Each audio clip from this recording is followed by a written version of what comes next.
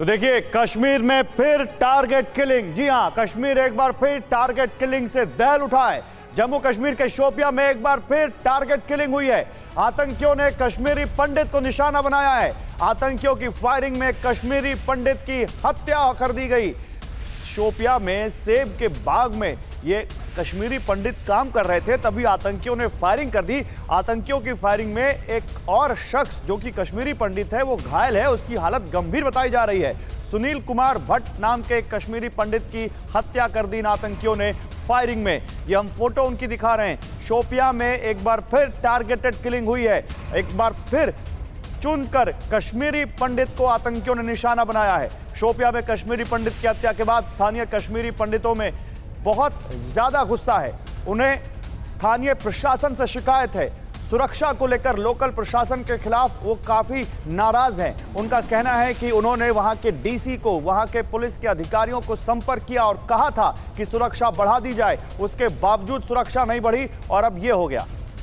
और देखिए, इस पर बात करने के लिए हमारे साथ एक पैनल है जिनसे हम बात करेंगे कि आखिर ऐसा हो क्यों रहा है। कश्मीरी पंडितों की हत्या का सिलसिला रुक क्यों नहीं रहा? टारगेटेड किलिंग आखिर घाटी में कब तक?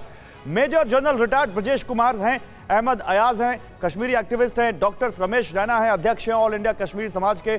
आप सभी लोगों का स्वागत है। हालांकि खबर ऐसी है कि बड़ी दुखदाई है यहाँ पर। मैं डॉक्टर रमेश रैना आपसे शुरुआत करना चाहूँगा। डॉक्टर रैना, एक और कश्मीरी पंडित को निशाना बनाया गया है। टारगेटेड किलिंग नहीं रुक रही है घाटी में। 370 हट गई, वाकई एक बहुत बड़ा कदम था, लेकिन उसके बाद भी आतंकियों को लगातार निशाना बनाए जाने के बावजूद वो टारगेटेड किलिंग लगातार कर रहे हैं। सबसे पहले मैं आपको ये बताना चाहूंगा कि टारगेटेड किलिंग कभी रुकी नहीं थी। मैं बार बार जब भी मैं किसी मीडिया चैनल पे जाता हूं, जब भी मैं कहीं आके अपनी प्रेजेंटेशन करता हूं, तो मेरा ये मानना है 1990 में जब फोर्स्ड एक्सोडस कश्मीरी पंडितों पे हुआ, ऑलमोस्ट 90% कश्मीरी पंडित्स वहां पर पलायन कर गए।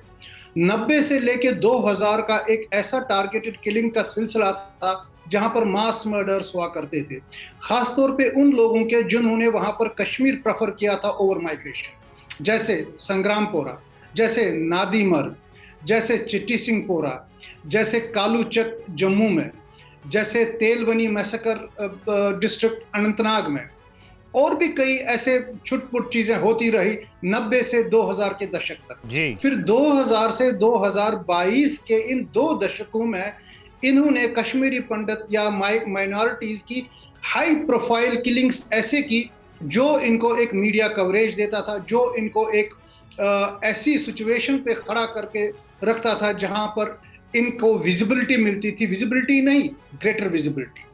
हाँ, इस दौरान मैं एक चीज मानता हूं कि थोड़ा सा कमी आ गई थी ये 2 दशक के किलिंग्स में, लेकिन ये कभी थमा नहीं था, कभी रुका नहीं था।